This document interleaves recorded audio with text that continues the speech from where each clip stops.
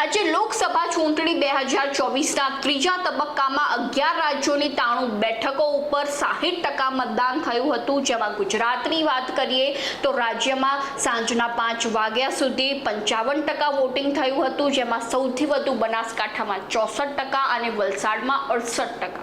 નમસ્કાર, ગુજરાત જો ટીવીની સાથે હું છું મેક્ષુ ઠાકર. આજે લોકસભા ચૂંટણીના ત્રીજા તબક્કામાં રાજ્યની 25 બેઠકો અને વિધાનસભાની પેટા ચૂંટણી માટે 5 બેઠકો વચ્ચે મતદાન યોજાયું હતું. તમને જણાવી દઈએ કે રાજ્યમાં સાંજના 5 વાગ્યા સુધી 55% મતદાન નોંધાયું છે, જેમાં સૌથી વધુ બનાસકાંઠામાં 64% અને વલસાડમાં 68% મતદાન છે અને તેની સામે સૌથી ઓછું મતદાન કચ્છમાં 48%, પોરબંદરમાં 46% અને સુરેન્દ્રનગરમાં 49% મતદાન નોંધાયું છે.